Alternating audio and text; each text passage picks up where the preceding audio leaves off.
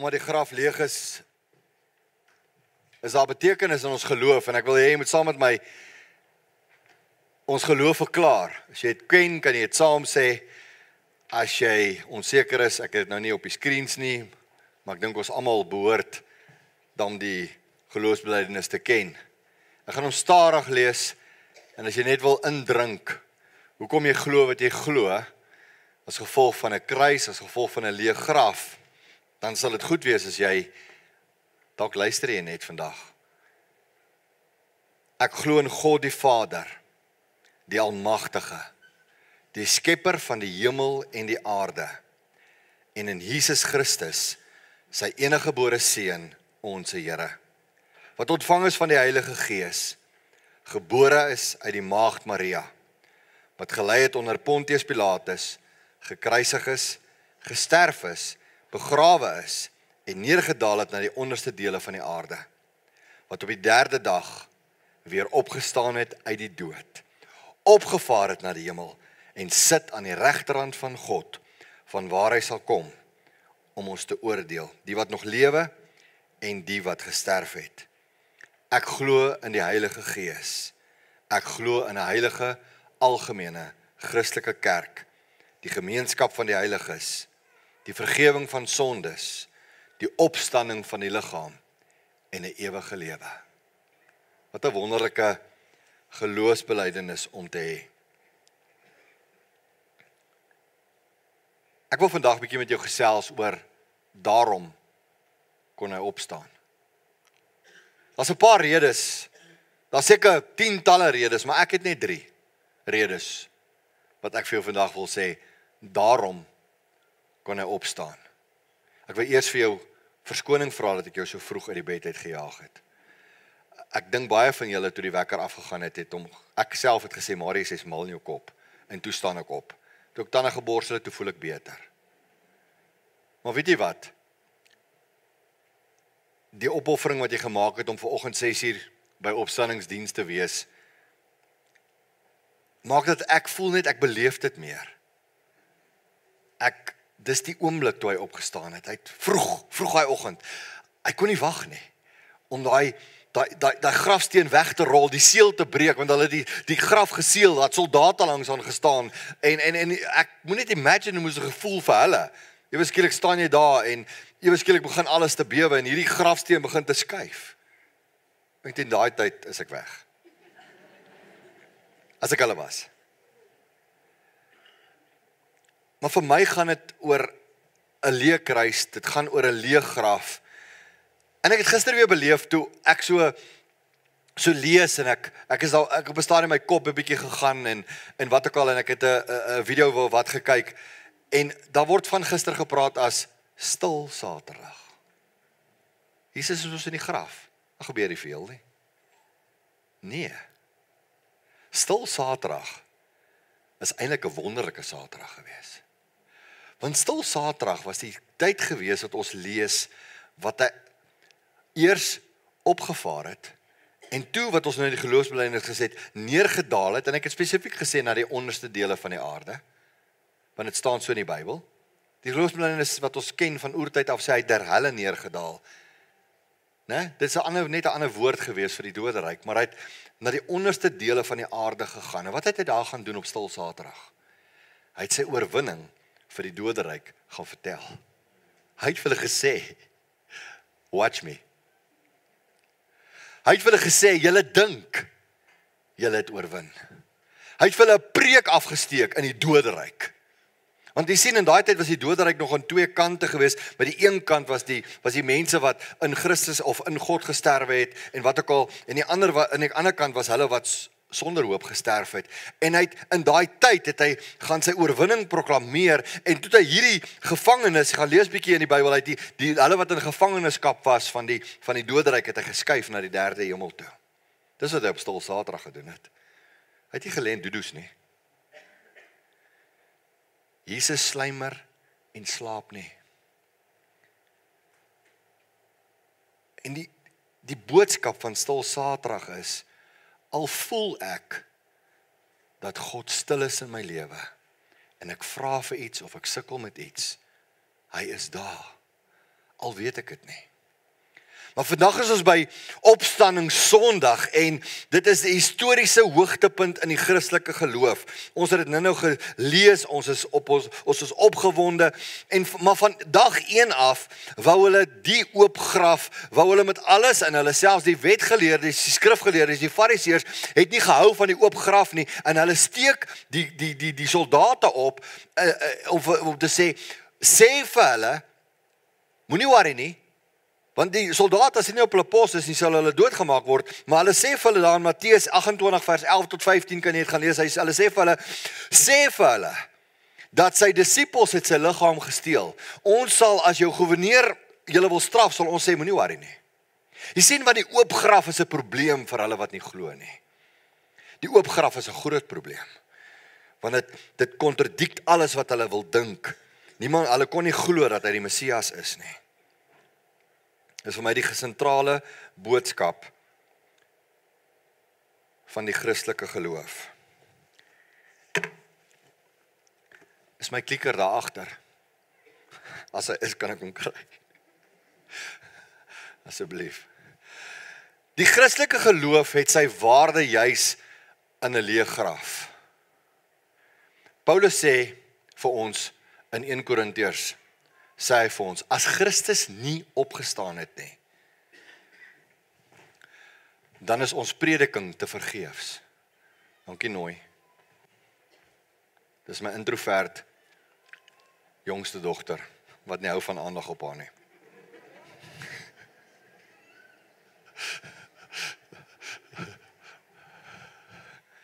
Julle het haar nie gesien nie, né? Dankie vir die persoon wat my klikker vir my gebring het. Ek wil jy moet gou fokus, kies. Kom ons net terug kom ons fokus gou waarmee ons besig is. As dit nie was vir die leë graf nie. Hoor wat sê Paulus? Hy sê in 1 Korintiërs 15 vers 14, hy sê, en as Christus nie opgewek is nie, dan is ons prediking vergeefs en vergeefs ook julle geloof. Jy sien, dit set ons apart van alle ander Christelik of enig ander geloof. Maak nie saak nie, oom Boeddha het geleef. Hy het geleef. 500 voor Christus is hy boems, dood. En weet jy wat, Boeddha was nie so bad nie. Hy was 'n profeet. Daar's niks van sy profetiese goed wat hy gesê het wat bad is nie. Inteendeel, Boeddha het 500 jaar voor Christus gesê, dat 500 jaar na hom sal die grootste figuur ooit opstaan, verwysende na Christus. Wat maak Boeddha verkeerd? Die volgelinge wat van Boeddha 'n god gemaak het in plaas van 'n profeet. Het Mohammed gelewe? Hy het gelewe. 1500 na Christus het hy gelewe. Toe gaan hy daar op die berg en hy kry openbarings wat net hy kry, niemand anders kry het nie. En hy kom terug en hy skryf die Koran. En mense volg 'n mens uitgedinkte godsdiens, in plaas van om vas te hou aan God die Vader, God die Seun en God die Heilige Gees. Ek maak nie ander gelowe sleg nie, maar ek sê net vir jou hoekom ek glo wat ek glo, want daar's 'n leë graf wat dit bewys. En Paulus kom en Paulus bevestig dit. Hy sê vir ons, as dit nie so was nie, was ons geloof ook te vergeefs geweest, dan kan ons net sowel alles los. Jy sien, want Jesus het seker gemaak, hulle weet hy het opgestaan, want hy het aan meer as 500 mense verskyn in die 40 dae van die graf na die hemelvaart. Meer as 500 mense het hom in lewendig gesien, van die Emmausgangers af wat hom nie herken het nie tot later, tot die bovertrek wat hy net ingekom het op daai eerste Sondag aand. Vanaand het hy al kerk toe gegaan saam met hulle. Gaan lees bietjie. Op die eerste Sondag aand, toe hulle nog gaan staan, hulle is verward, toe hulle weer sien, toe's almal daar. Weet nie wat, Thomas was daai aand bietjie afgewees. Hy was seker oulik of iets. Maar toe Thomas terugkom, toe sê hulle, Thomas, boera, jy het gemis. Jy sal nie glo wat het gebeur nie. Jesus was hier, in die bovertrek. Thomas sê, no ways, dit kan nie wees nie. Ek glo baie dinge, maar daai ding glo ek nie. Hy sê, weet jy wanneer gaan ek glo? Wanneer ek my hand in sy wonde kan indruk. Volgende Sondag aand, Thomas staan nog daar. Hy het nog seker gestaan in praise and worship, staan Jesus langs hom. Toe sê hy, kom Thomas, jy wil mos jou vingers in my wonde druk, hierso, druk in. Ek wil hê jy moet glo. En met daai uitspraak sê hy, salig is hulle wat glo, wat nie gesien het nie. Meer as 500 mense sien Jesus fisies na sy opstanding, by die see, orals. Hy eet vis. Hy's daar. Hy verskyn aan hulle. En dit maak my geloof soveel groter.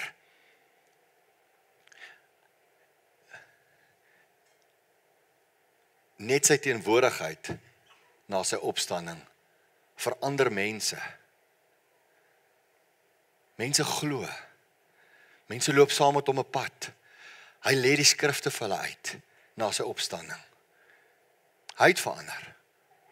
En hy het ons gelos dat ons die wêreld verander. Daarom moes hy opstaan. Die kruis was voldoende. Daarom kon hy opstaan. Die kruis was afgehandel. Die kruis was meer as genoeg. Daar's nie iets anderster nodig as die kruis van Golgotha nie. Daarom kon hy opstaan.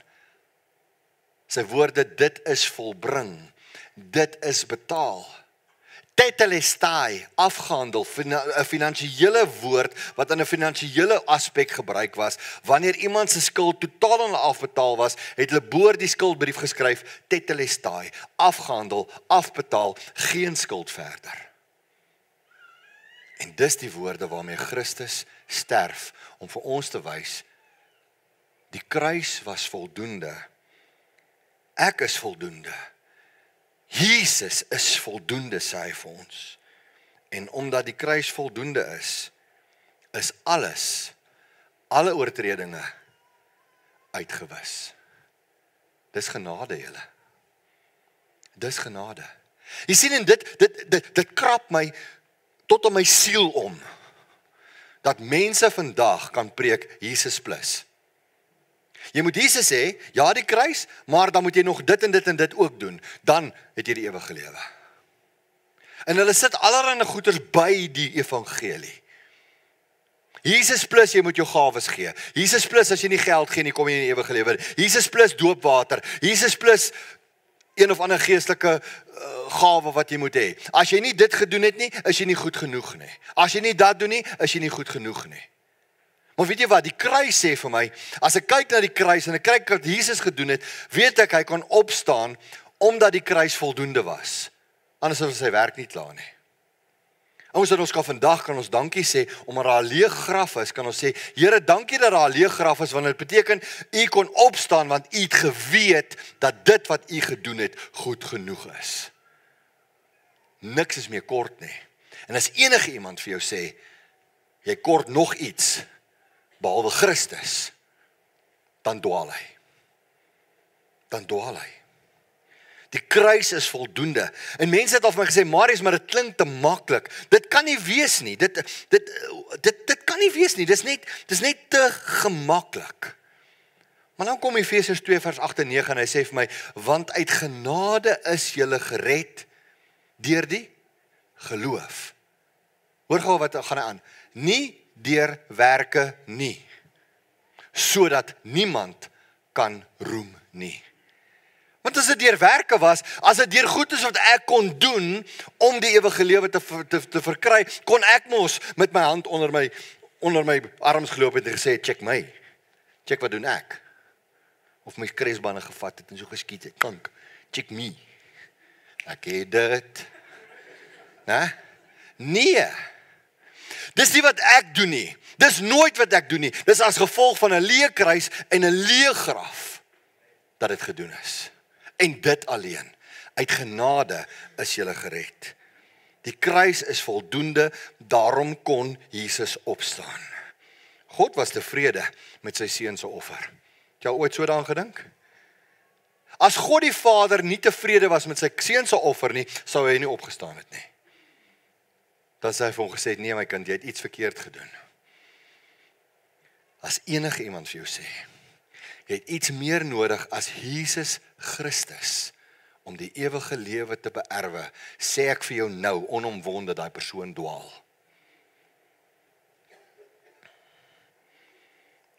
Nie 2 Timoteus 3 vers 16 nie, want dis die bekende ene. Die hele skrif is deur God ingegee, ons almal ken hom. Maar ek wil hê jy moet kyk na ek het hom nou nie daar nie. 1 Timoteus 3 vers 16 sê vir ons dat die krag van sy opstanding lê juist daarin. OK. Die kruis was voldoende gewees, daarom kon hy opstaan. Ek wil ook hier verwys na 1 Korintiërs 15 vers 3 tot 6 wat sê, hy sê, want in die eerste plek het ek aan julle oorgelewer wat ek ontvang het, dat Christus vir ons sondes gesterf het volgens die skrifte, en dat hy begrawe is, en op die 3de dag weer opgewek is volgens die skrifte. En dat hy aan Sefas, dis Petrus, verskyn het, daarna aan die 12. Daarna het hy verskyn aan oor die 500 broeders tegelyk, waarvan die meeste nou nog lewe, maar sommige al ontslaap het. Dis teen die tyd wat die Korinteërbrief geskryf is, wat Paulus dit skryf. Hy sê, dan gaan ons aan, vers 16 sê, want as die dode nie opgewek word nie, dan is Christus nie opgewek nie. En as Christus nie opgewek is nie, dan is julle geloof nutteloos. Hoor julle dit? As Christus nie opgewek is nie, is julle geloof nutteloos, dan is julle nog in die sonde. Is ons nog in die sonde? Nee, as gevolg van die oopgraf. Dan is ons ook, die wat in Christus ontslaap het, verlore. En dis eintlik iets wat 'n ou hart slaan in jou gemoed.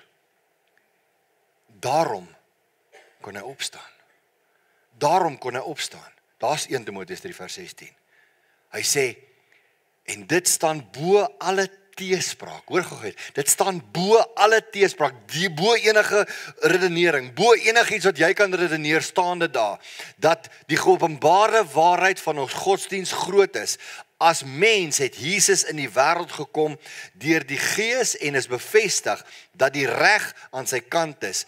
Aan die engele het hy verskyn, aan die heidenasies is hy verkondig, in die hele wêreld is hy geglo en in heerlikheid is hy opgeneem. Wat 'n bevestiging wat die woord nie vir ons hierso gee nie. En as gevolg van al hierdie goeters, 1 Timoteus 3 vers 16, wil ek vir jou sê, daarom kon hy opstaan. Die tweede ding wat ek met jou wil deel vanoggend, is die dood was oorwin. Daarom kon hy opstaan. Ek dink nie ons verstaan nie. Jy sien, want van die begin af, as ons net 'n bietjie gaan terugkyk en ons gaan terug in die skrif in, is dat iets gebeur in die tuin van Eden jare terug. Die mens is gemaak met die vermoë om te redeneer en te kies. En omdat God regverdig is, en hy ons nie net die vermoë gaan gee om te redeneer en te kies nie, moes hy in die tuin, tussen al die bome, een boom plant, om te sê, ons mag daarvan nie eet nie. Want anders kan ons nie ons reg om te redeneer en te kies uitoefen nie. En Satan het dit geweet. En hy gebruik juist daai een boom om ons te mislei, om vir Eva te mislei. Ons gaan nie nou oor Adam en Eva praat nie. Maar julle verstaan wat ek vir julle probeer sê, is dat deur daai daad het die sonde en die mag van sonde in die wêreld gekom. En niemand kon dit breek nie. En toe hoor jy gou hoe fyn is hierdie ding. Toe God vir Adam vra, wat het jy gedoen? Wat het Adam gedoen? Hy het teruggestaan. Hy het nie verantwoordelikheid gevat nie. Hy het gesê, was hy ekkie? Was u of hierdie vrou? Was hy ekkie? Toe sê hy vir Eva, wat het jy gedoen? Toe sê hy, was hy ekkie, was die slang? Toe God na die slang toe draai, het hy gesê, was hy ekkie? Nee. Hy het verantwoordelikheid gevat. Hy het verantwoordelikheid gevat. En daardeur het hy die mag oor die wêreld gekry. Daarom word hy die God van hierdie wêreld genoem. Met 'n klein letter G. Dit staan in die Bybel. Toe hy die mag oorneem, moes iemand sy mag breek. En net daarna kom God, en God sê in Genesis 3 vers 15, sê hy, hierdie wat hier gebeur het. Ja, jy sal hom in die hakskeen byt, maar hy, my seun, sal jou kop vermorsel. En die enigste manier wat hy kon doen, was om te sterf en om hom te breek deur die oop graf. Om sy mag te breek deur die oop graf. Die dood was oorwin, nie die fisiese dood nie, maar die geestelike dood was oorwin, die oomblik toe die steen wegrol en Christus opstaan, sê net na 6 op hy eerste dag van die week, toe Christus opstaan, toe breek hy die mag van die dood. Halleluja, dankie Here. Die grootste oorwinning oor sonde ooit. Hy oorwin die dood, hy maak dit tot niet, en weet julle wat? Petrus het dit gesnap. Hoor wat sê hy? Petrus sê in Handelinge 2, net 'n paar dae na hierdie, sê Petrus in Handelinge 2, hy sê, maar God het hom van die smarte van die dood verlos, en hom uit die dood laat opstaan. Dit was immers vir die dood onmoontlik om hom gevange te hou. Want sy mag is groter. Op Pinksterdag het Petrus gesnap, maar dis die blye evangelie, dis die message wat ons moet uitdra, daar's 'n leë graf en die dood kon hom nie hou nie, want die dood is oorwin. Die dood se rug is gebreek. Hy is die eersteling van die opstanding, dit beteken, hy is die eerste ene wat opgestaan het om nooit weer te sterf nie. Lazarus het ook opgestaan, maar hy het weer dood gegaan. Die eersteling van die opstanding, en saam met dit kom die belofte na jou toe en na my toe, hierdie leë graf, bevestig iets.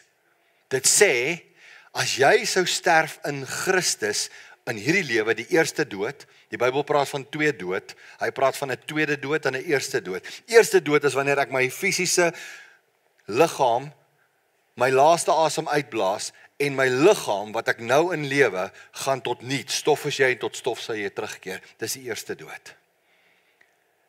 En God sê vir ons, dat die is die waarborg, dat die eerste dood nie 'n permanente effek op my en jou ooit kan hê, as ek in Christus sterf nie. Want jy sien, die tweede dood is erger. Dis die een waarvoor jy moet bang wees. Vir die eerste dood hoef ons nie bang te wees nie. Dit gaan dalk seer wees vir 'n rukkie. En ek's ernstig. Die manier wat jy gaan sterf, gaan nie lekker wees nie. Niemand van ons wil deur dit gaan nie, want iets gaan moet ingee dat ek kan sterf. Verstaan? En ek praat nie die dood af of iets nie. Dis verskriklik. Maar weet jy wat, dis tydelik. Jy moet meer bekommerd wees oor die tweede dood.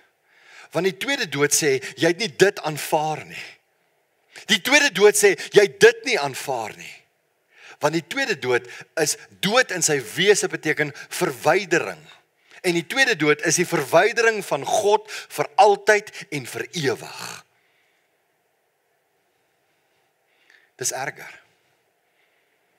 Dis om 'n ewigheid sonder God te spandeer. Maar julle, die goeie nuus is, die tweede Adam het gekom. Die eerste Adam het ons in die sonde gedompel. En deur Adam se toedoen, het die sonde op ons van geslag tot geslag oorgegaan, en word ons volgens Psalm 51 in sonde ontvang en gebore. Maar toe kom die kruis. Toe kom die plaasvervangende versoening, waar ons Vrydag gepraat het. Toe kom hierdie verandering. Toe kom Jesus en hy breek die dood, en hy staan op, en hy verseker vir my en jou as kind van God, dat ons nooit ooit sal sterf nie. Ons gaan dalk hierdie lewe, ons asem uitblaas, maar ons sal nooit sterf nie. Want as ek in Christus is ek 'n nuwe skepsel, maar as ek het reeds die ewige lewe. Wow. Die dood is gebreek, want die tweede Adam het vergifnis gebring, en hy het 'n lewe gebring as gevolg van sy opstanding. Daarom kon hy opstaan. En nou kan Paulus uiteindelik sê, gaan lees, gaan doen jouself 'n guns, as jy notas vat of wat ook al, gaan lees op 'n stadium in jou lewe 1 Korintiërs 15. As jy 1 Korintiërs 15 gaan lees, gaan jy sien, Paulus is daar besig om te redeneer oor die dood en die lewe en alles, en dan kom hy by hierdie vers wat Paulus gesnap het as gevolg van hierdie leë graf, en hy sê, dood, waar is jou angel? Doderyk, waar is jou oorwinning? Hoekom kon hy dit sê? As gevolg van hierdie leë graf. Of as gevolg van 'n leë graf, nie hierdie ene nie, maar 'n leë graf.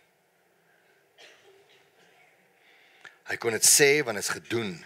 Die leë graf is my waarborg, dis my guarantee. Die opgevoude, opgerolde doek is my garantie dat hy nie klaar is met my nie. Dat hy gaan terugkom.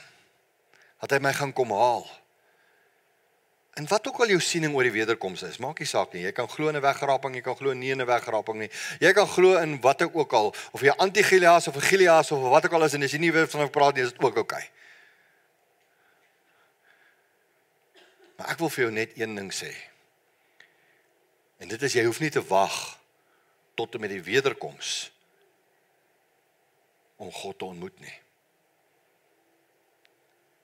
Want jy sien, ek kan vandag, op hierdie dag, of môre of oormôre, my laaste asem uitblaas.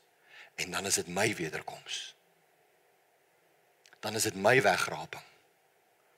Dan is dit my dag wat God my kom haal. Ons almal het al nou ontkomings gehad. As jy na die tyd dink, en dink jy, wow, ek kon vandag gesterf het. Ek kon vandag dood gegaan het. Maar God het my bewaar.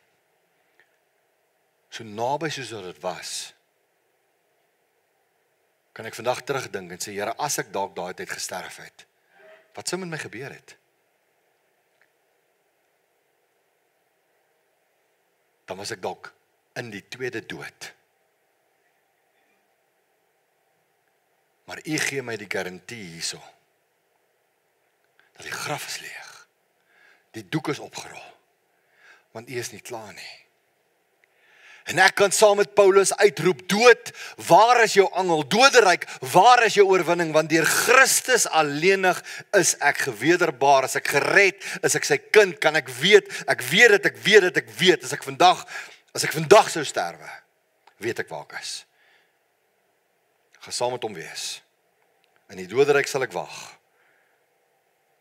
Ek sal saam met hom wees aan die regterkant, waar ek moet wees.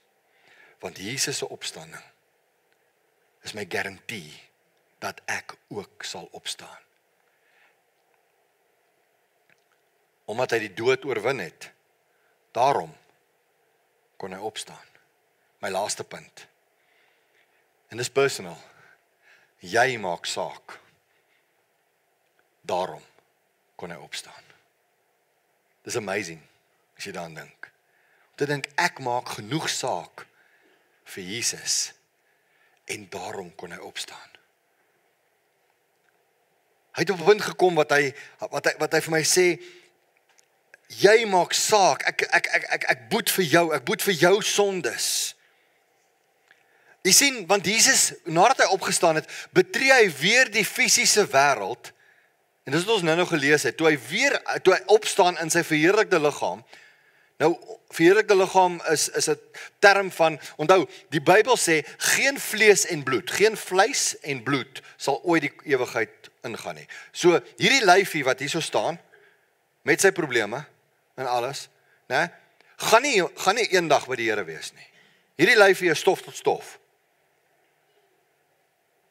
As ek sou sterf, beteken dit hierdie lyfie gaan konk, wurmpies, lekker.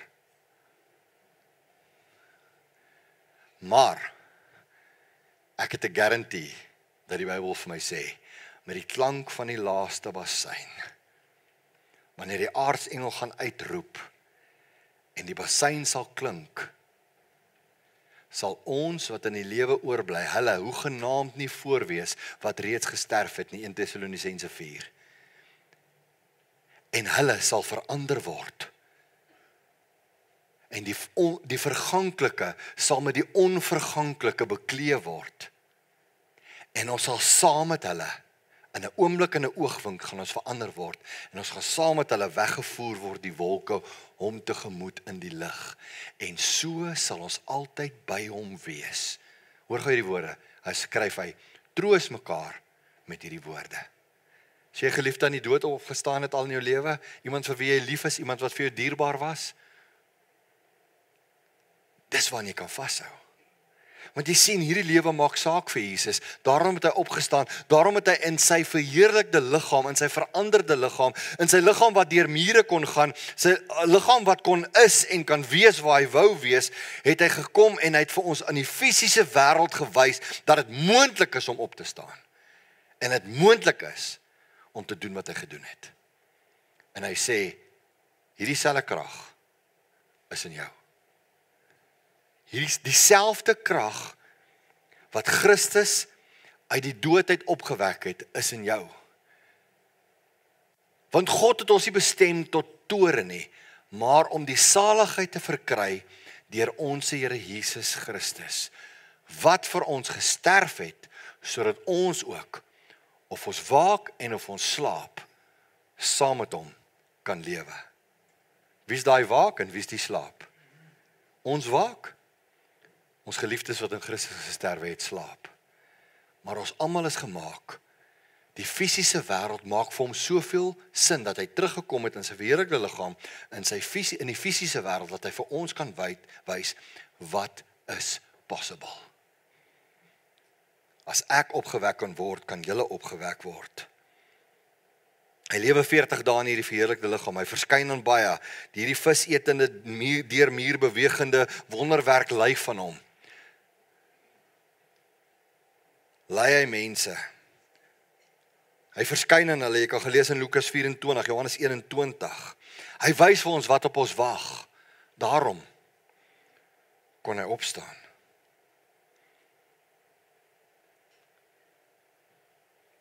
Lees gou saam met my.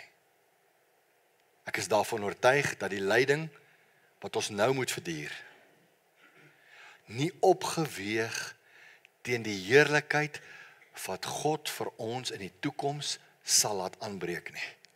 Jy kan nou niks oorkom in hierdie lewe wat erger is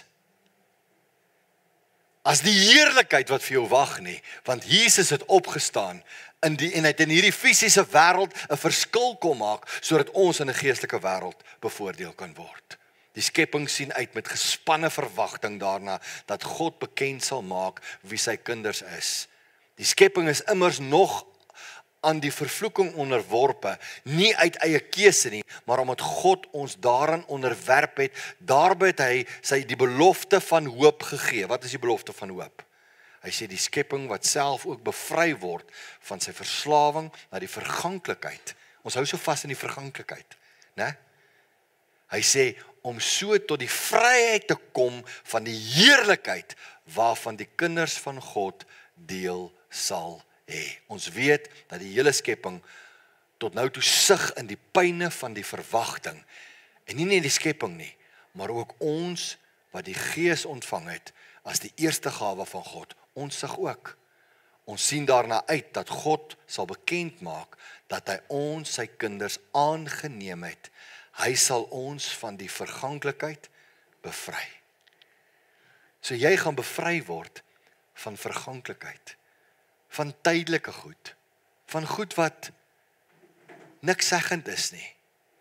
Want daar's iets anderster, daar's iets beter vir ons verganklike mense. Daar's iets beters, daar's 'n heerlikheid, daar's 'n opstanding. As gevolg van sy opstanding is daar vir my 'n opstanding voor, want dieselfde krag wat in Christus Jesus gewoon het, woon in my.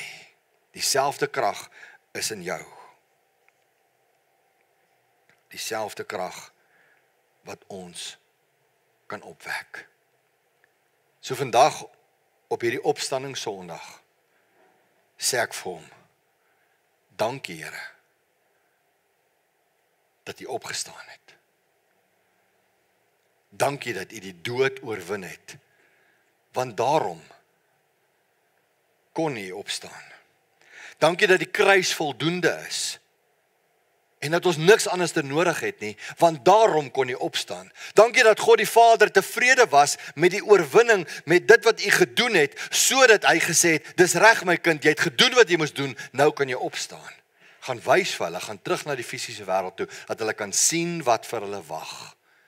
'n verheerde liggaam, 'n heerlikheid saam met God vir ewig. Wie van ons wil nie daar wees nie?